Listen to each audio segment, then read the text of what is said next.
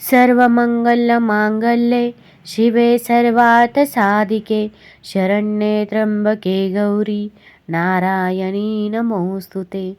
नमस्कार सर्वांना। येत्या 15 ऑक्टोबरपासून नवरात्र सुरू होत आहे। येत्या 15 ऑक्टोबरला घटस्थापना आहे। तर घटस्थापनेच्या दिवशी पूजा कशी करावी, घट कसा मांडावा, तसेच भरपूर जणांचे धान्य हे पूर्णपणे उगवत देखील नाही, घटाचा वास येतो, बूर येतो। तर अशा कोणत्या टिप्स फॉलो कराव्यात जेणेकरून आपला घट व्यवस्थित असा भरगच्च उगवेल। जेवढा घट भरगच्च उगवतो तेवढी आपली प्रगती जास्त होते असे म्हणतात। चला तर साहित्य काय लागेल ते जाणून घेऊया। तर आपल्याला माती घ्यायची आहे, मातीला वावरी म्हणतात। तर बारीक वावरी घ्यायची आहे, एक घट घ्यायचा आहे, तो स्वच्छ धुवून घ्यायचा आहे। त्याच्यावरती आपण स्वस्तिक किंवा कुंकवाने 5 बोटे काढले तरी पण चालेल। त्यानंतर एक नारळ घ्यायचा आहे। पूजेसाठी आपल्याला फुले लागणार आहे, तसेच विड्याची पाने घ्यायची आहे। 7 प्रकारचे धान्य देखील घ्यायचं आहे। 7 प्रकारचे किंवा 5 प्रकारचे धान्य घेतले तरी पण चालेल। आता मार्केटमध्ये अशा प्रकारची पुडी सुद्धा भेटते, तुम्ही ती आणली तरी पण चालेल। आपल्याला या पूजेसाठी दिवा घ्यायचा आहे। तर दिवा घेताना असा दिवा घ्या की जो विझणार नाही, जास्त वेळ टिकेल असा दिवा आपण यासाठी घ्यायचा आहे। थोड्या अक्षता घेणार आहे। त्यानंतर घटाला बांधण्यासाठी आपण हा लाल धागा घ्यायचा आहे। तुमच्याकडे लाल वस्त्र असेल तर लाल वस्त्र हे देखील आपल्याला पाटावर मांडण्यासाठी घ्यायचे आहे। त्यानंतर पतरवाळी घ्यायची आहे। तुम्ही जर परडीमध्ये माती ठेवणार असेल तर तुम्ही परडी ही घ्यावी। मी पतरवाळीमध्ये ठेवणार आहे तेव्हा मी पतरवाळी घेतली आहे। तसेच आपल्याला घटामध्ये टाकण्यासाठी एक नाणं आणि सुपारी देखील घ्यायचं आहे। तसेच 2 खारीक, खोबरं, हळकुंड, सुपारी हे देखील घ्यायचं आहे। बदाम देखील घ्यायचा आहे विड्याच्या पानांवरती आपल्याला ठेवण्यासाठी। त्यानंतर आता मी पतरवाळी पसरून घेतलेली आहे। तुम्ही त्या पतरवाळी खाली ताट ठेवायचे आहे जेणेकरून ते व्यवस्थितरित्या राहील। आणि परडी ठेवली तरी परडी खाली देखील तुम्ही ताट हे ठेवू शकता। आता मी वावरी घेतलेली आहे, वावरी पसरून घ्यायची आहे। बारीक बारीक अशी वावरी घ्यायची आहे जेणेकरून आपलं धान्य हे व्यवस्थित उगवेल। तर आपल्याला यावरती 3 थर टाकायचे आहे, तुम्ही 2 थर देखील टाकू शकता। हळुवारपणे सर्व साईडने माती ही पसरून घ्यायची आहे। त्यानंतर आपल्याला धान्य घ्यायचं आहे। मग तुम्ही 5 प्रकारचं धान्य घेऊ शकता। तुम्ही गव्हामध्ये असणारे साळू, त्याला काही ठिकाणी खपली देखील म्हणतात, ते घ्यायचं आहे। तसेच धने, मका, बाजरी, मोहरी, हरभरा हे देखील घेऊ शकता। तुमच्याकडे जेवढे धान्य आहे तेवढे धान्य घ्यावे, 5 किंवा 7। तर आता मी सर्व धान्य पसरून घेतलेलं आहे। पहिल्यांदा खालच्या थराला थोडेच धान्य पसरवायचं आहे, कारण की आता आपण वरून पण धान्य टाकणार आहोत। आता यावरून परत माती आपल्याला पसरून घ्यायची आहे। त्यानंतर आता आपल्याला धान्य व्यवस्थित उगवण्यासाठी तुम्ही ही ट्रिक फॉलो करायची आहे। तर जी वरची साळू किंवा खपली बोलतात, ती जी टोकाची बाजू आहे ती वरच्या साईडने येईल अशा प्रकारे आपल्याला सर्व साईडने टोचून घ्यायचं आहे। म्हणजे पूर्ण मातीमध्ये तुम्ही हे टोचून घ्यायचं आहे। बघा, तुमच्याकडे जर मकाचे दाणे असतील तर मक्याची पिवळी साईड ही खाली टाकायची, वरचं सफेद टोक हे वरच्या साईडने ठेवायचं। अशा प्रकारे तुम्ही गव्हाची साळू देखील तिचे टोक वरच्या साईडने येईल अशा प्रकारे खोचायचं आहे, जेणेकरून आपलं धान्य हे भरगच्च उगवेल व धान्य व्यवस्थितरित्या दाट देखील उगवेल। त्यानंतर आपण घट घेतलाय, आता घटाला आपण धागा देखील बांधून घ्यायचा आहे। काही ठिकाणी या घटाला फुलांची माळ देखील बांधली जाते। तुमच्या इकडे जशा पद्धतीने तुम्ही घट बसवत असाल तशा पद्धतीने तुम्ही घट हा बसवावा। तर आता मी यामध्ये पाणी टाकलं आहे। तर आपण यामध्ये पाणी टाकताना शुद्ध पाणी टाकायचं आहे। तुमच्या घरामध्ये जर गंगाजल असेल तर गंगाजल यामध्ये आवर्जून 2 थेंब टाकावे। यामध्ये आपण सुपारी, नाणं तसेच हळदी कुंकू देखील अर्पण करायचं आहे। एक फूल देखील या घटामध्ये टाकायचं आहे। त्यानंतर आपण विड्याची पाने, 5 विड्याची पाने घ्यायची आहे किंवा 7 विड्याची पाने देखील घेऊ शकता। तुमच्याकडे जर आंब्याची पाने असतील तर तुम्ही आंब्याची पाने देखील घेऊ शकता। आंब्याची पाने देखील यामध्ये तुम्ही टाकू शकता। काही ठिकाणी यावरती जो नारळ लावलेला असतो त्या नारळाला देवीचा मुखवटा देखील लावतात। तुमच्याकडे जशी पद्धत असेल तसे तुम्ही करावे। नारळाची शेंडी वरच्या साईडने राहील अशा प्रकारे आपल्याला या घटामध्ये नारळ ठेवायचा आहे। त्यानंतर आता आपण पाट घेणार आहोत।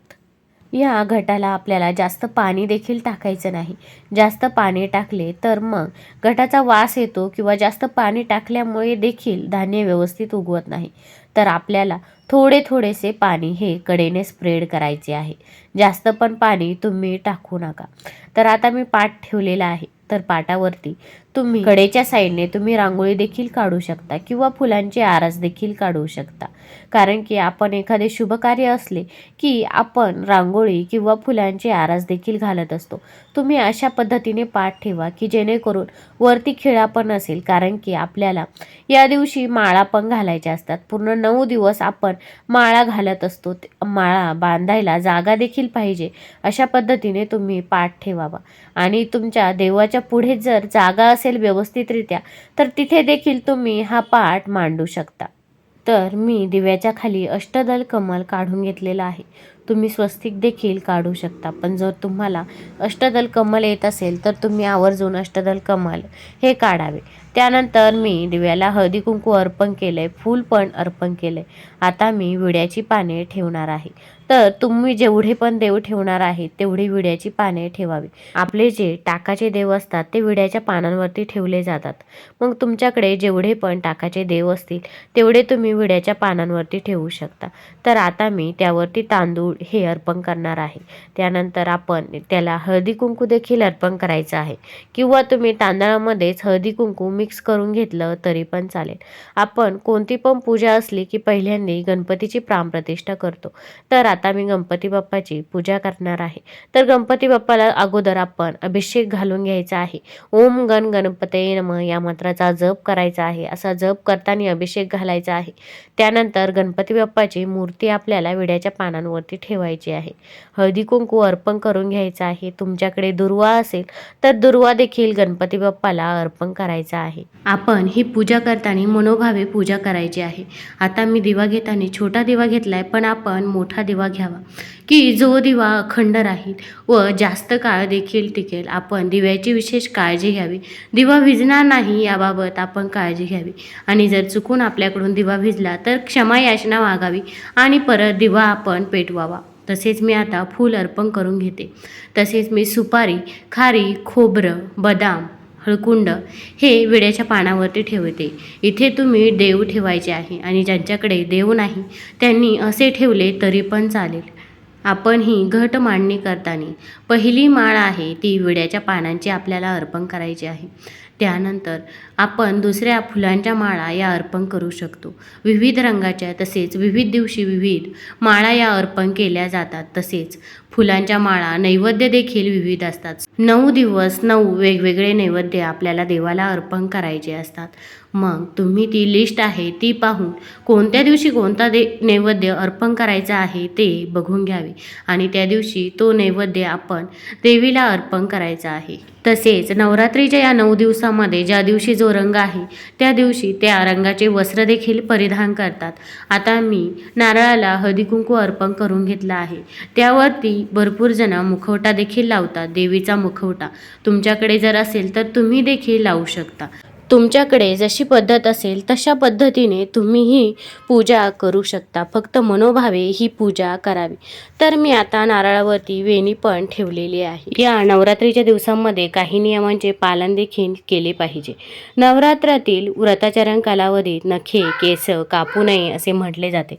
कोणाशीही मोठ्या आवाजात बोलू नये. वाणी संयमित आणि शांत ठेवावी.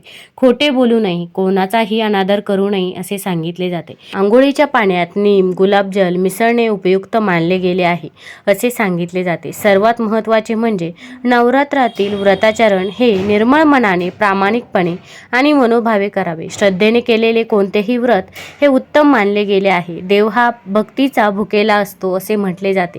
त्यामुळे यथाशक्ती यथासंभव व्रताचरण करावे. व्रताचरण कालावधीत भक्तिभाव हा अत्यंत महत्त्वाचा असतो. मनापासून केलेली प्रार्थना, उपासना, नामस्मरण, जप सकारात्मक तसेच शुभ दिवसांचे प्रतीक आहे. तुम्हाला हा व्हिडिओ आवडला असेल तर चॅनलला लाईक करा, सबस्क्राईब करा. धन्यवाद.